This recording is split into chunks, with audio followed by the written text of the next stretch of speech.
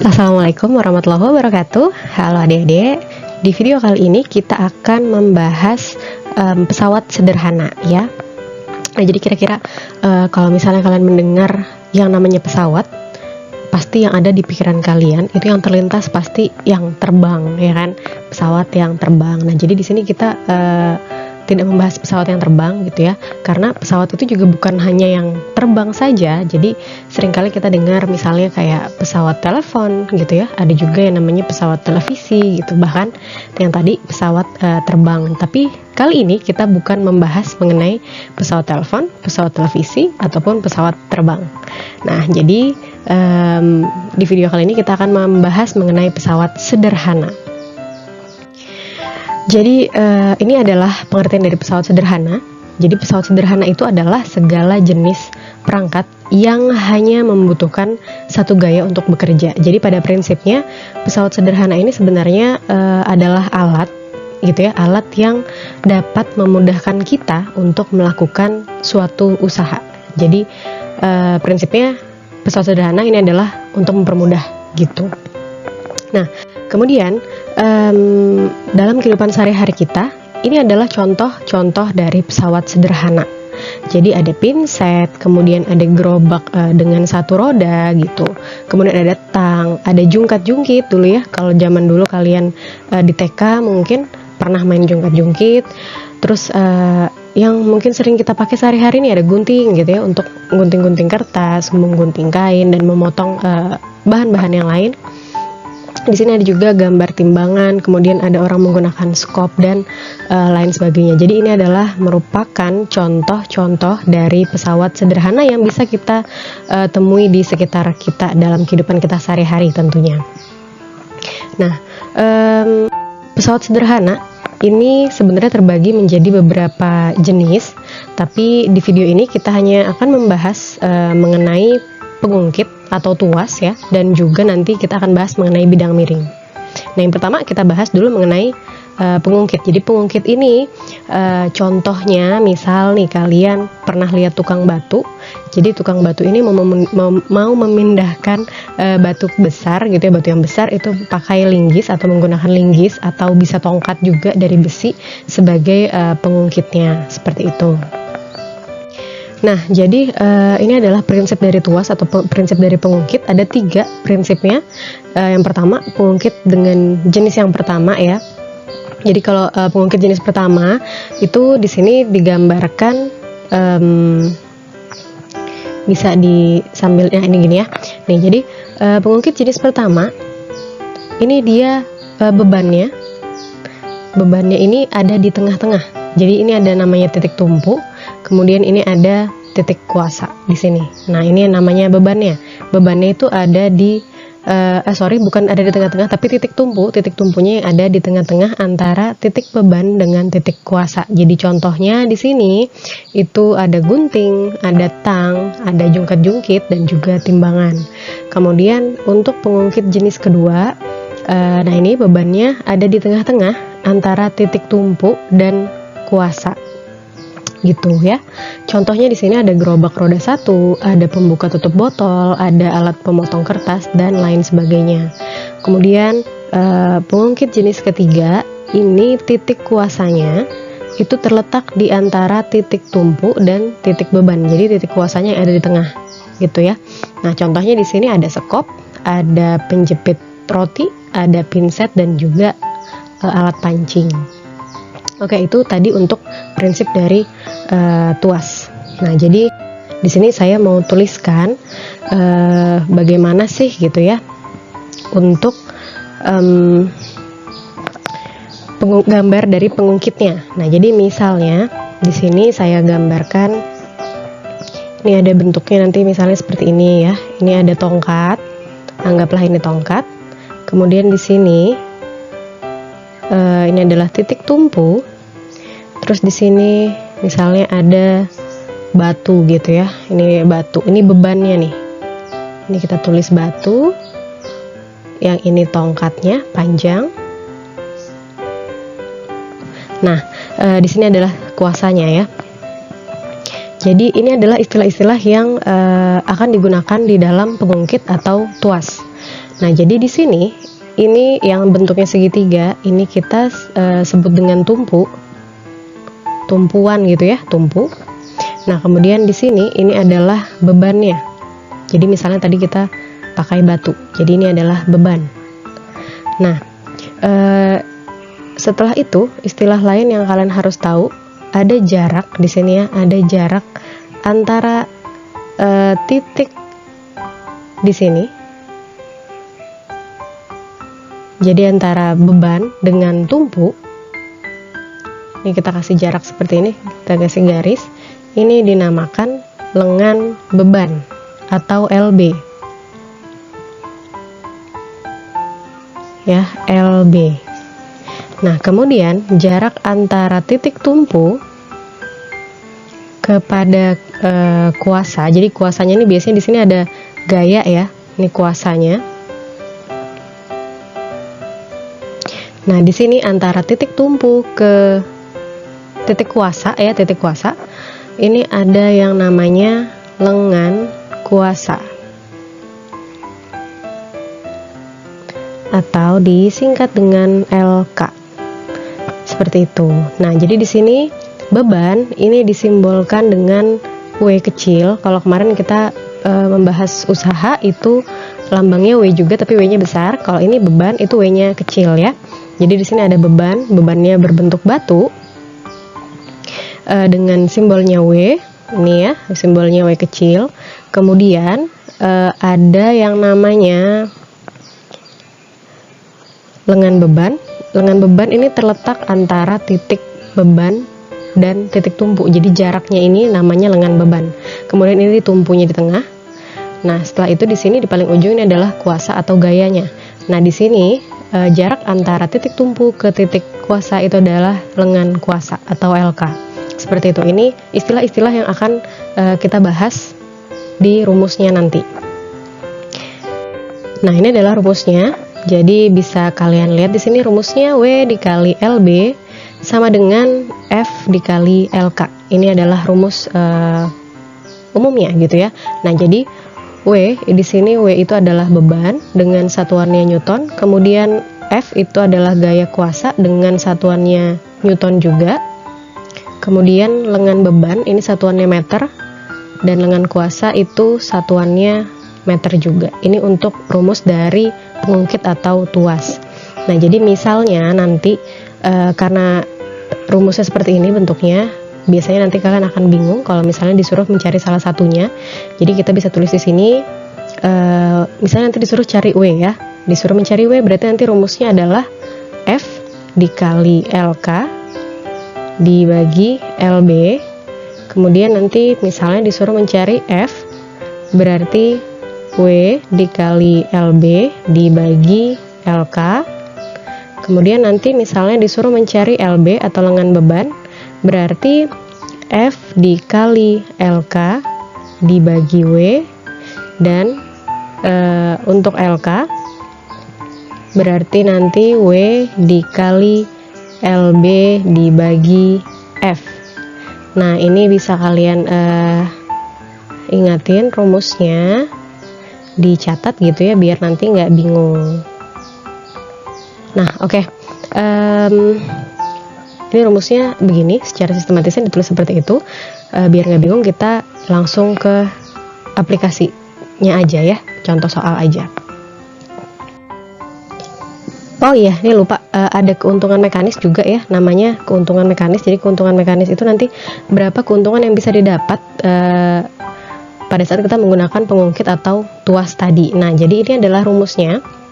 Rumusnya W sama dengan W per F sama dengan LK dibagi LB. Itu adalah rumus dari keuntungan mekanis gitu. Nanti di soal juga kita akan pelajari bagaimana cara menghitung keuntungan mekanis. Nah, jadi ini adalah contoh soalnya. Jadi contoh soal di sini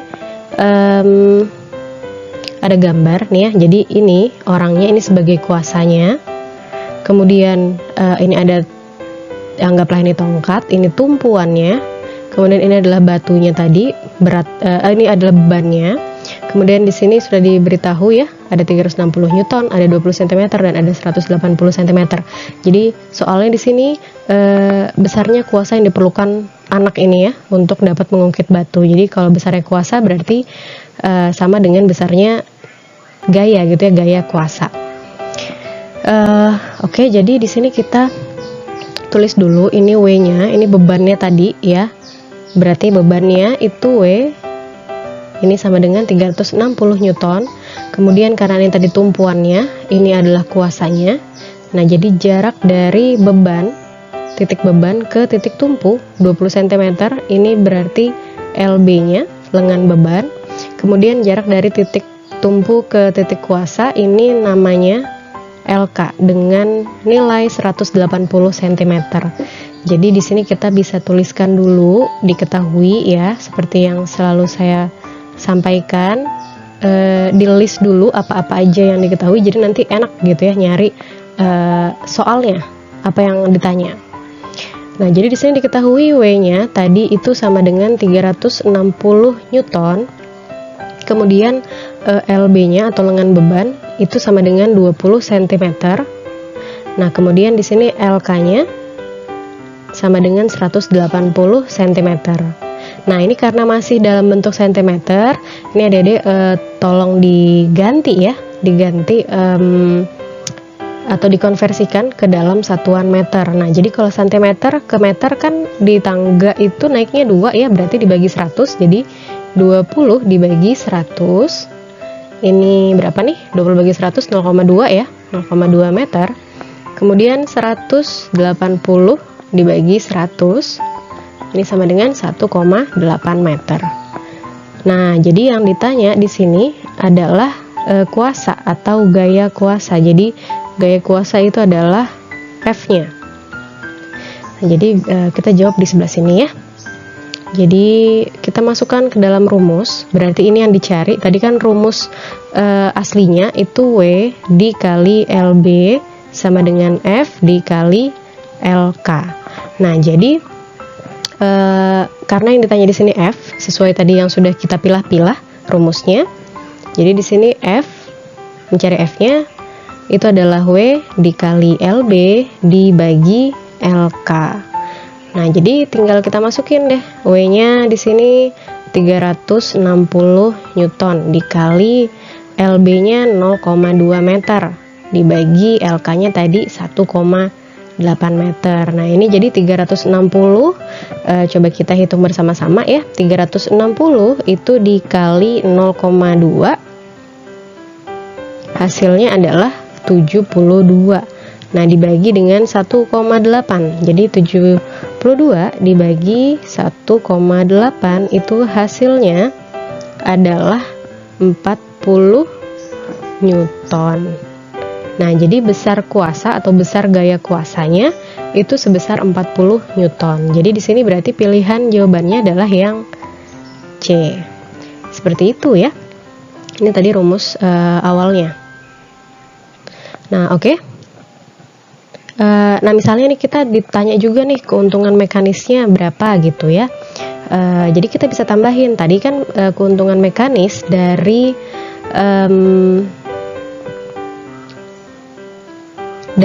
apa nih, dari pengungkit atau tuas. Adik-adik bisa kembali lagi ke video yang tadi yang sebelumnya sudah kita bahas. Jadi kalau untuk keuntungan mekanis dari pengungkit atau tuas itu rumusnya adalah, jadi misalnya kita tambahin aja ya soalnya. Jadi keuntungan mekanisnya tadi kan soalnya W per F, atau bisa juga langsung dengan LK dibagi LB ya. Jadi kita pakai aja misalnya yang ini tadi W sama F, karena F-nya tadi sudah diketahui.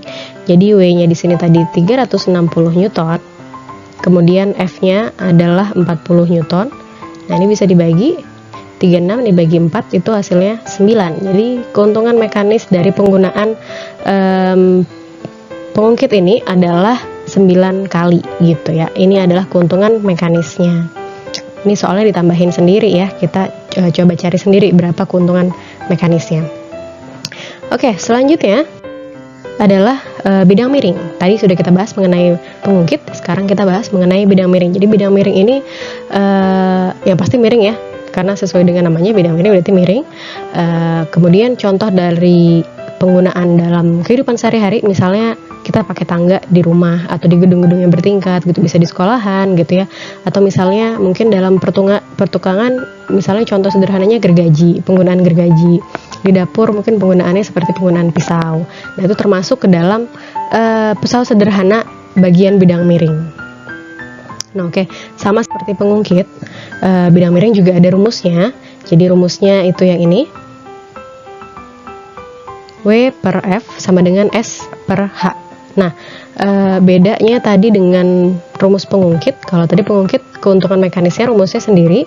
Nah, kalau ini dia sama, jadi untuk mencari W atau untuk mencari F atau untuk mencari S atau H-nya itu sama juga untuk mencari keuntungan mekanisnya. Jadi di sini W-nya itu adalah beban dengan satuan Newton, kemudian F-nya itu adalah gaya kuasa dengan satuannya Newton juga. Kemudian S itu adalah panjang bidang miring, satuannya meter, dan tinggi H itu adalah tinggi bidang miring dengan satuannya juga meter gitu ya. Nah oke, kita contoh soalnya seperti ini. Jadi ini saya punya bidang miring, ini adalah bidang miring ya. Ini ada bebannya di sini, bebannya sebesar 400 Newton. Jadi bisa kita tuliskan 400 Newton ini adalah W-nya. Kemudian yang miring ini merupakan panjang dari bidang miring. Tadi panjang bidang miring itu adalah S. Kemudian yang ini 2 meter ini adalah tinggi dari bidang miring. Jadi adalah H-nya. Jadi kita bisa tulis di sini, diketahui sebuah bidang miring memiliki beban sebesar 400 Newton. Kemudian panjang dari bidang miringnya itu adalah 8 meter. Kemudian tinggi dari bidang miringnya itu adalah 2 meter. Nah, di sini karena sudah sama-sama satuannya sudah meter ya, sudah dalam meter, jadi tidak ada yang perlu dikonversi. Nah, terus di sini soalnya yang ditanya ada 2. Berapa gaya yang dikerjakan, kemudian berapa keuntungan mekanisnya. Nah, jadi di sini kita tuliskan ada 2 pertanyaan. Yang pertama gayanya, kemudian yang kedua adalah keuntungan mekanisnya. Nah, bisa kita jawab di sebelah sini atau kurang atas ya, kita ataskan aja dulu.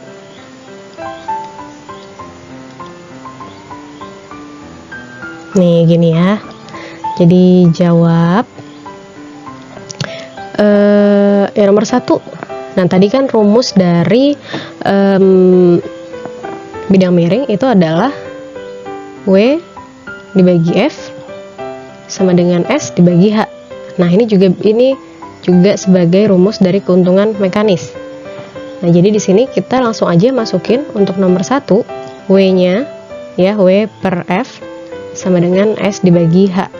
Jadi W-nya tadi 400, kemudian F-nya yang kita cari, S-nya di sini adalah 8 meter dan H-nya adalah 2 meter. Nah, ini kemudian kalian kalikan silang. Nah, jadi F dikali 8, 400 dikali 2. Sambungnya ke sini ya. Nah, jadi F dikali 8 berarti 8F. Kemudian 400 dikali 2 itu adalah 800. Nah, jadi cari F-nya berarti 800 dibagi 8. Berarti ini bisa dicoret ya. Yang dicoret ada 8 ya. Jadi 800 dibagi 8 itu hasilnya 100 gitu ya. Ini ulang aja dulu. Jadi 800 dibagi 8 itu adalah hasilnya 100 Newton. Nah, jadi ini adalah untuk nomor 1 jawabannya, gaya yang dikerjakan itu sebesar 100 Newton gitu. Nah, kemudian untuk nomor 2. Nomor 2 yang ditanya adalah keuntungan mekanis. Nah, keuntungan mekanisnya kita bisa pakai W per F karena F-nya sudah diketahui, bisa juga pakai S per H. Jadi misal kita coba dulu yang pakai S per H. Jadi S-nya tadi di sini ada 8, H-nya tadi adalah 2 meter. Jadi 8 dibagi 2 hasilnya adalah 4 ya. Jadi Keuntungan mekanis pada bidang miring ini adalah 4 kali. Nah, ini bisa juga kita pakai rumusan satunya, karena tadi F-nya sudah diketahui ya. Jadi W-nya tadi adalah 400, kemudian F-nya adalah 100. Nah, ini bisa dicoret nih, nolnya hilang semua. 4 dibagi 1 hasilnya 4. Jadi sama ya jawabannya, menggunakan S per H ataupun menggunakan W per F itu sama-sama 4 kali. Jadi keuntungan mekanis dari penggunaan bidang miring pada gambar ini adalah sebesar 4 kali. Nah, seperti itu ya cara mengerjakan soal-soal pada bidang miring dan juga pengungkit atau tuas. Oke, materi di video kali ini udah selesai. Kita akan sambung lagi di video selanjutnya mengenai pesawat sederhana. Pesan saya selalu jaga kesehatan dan juga semangat terus dalam belajar. Saya akhiri video ini. Assalamualaikum warahmatullahi wabarakatuh dan bye-bye.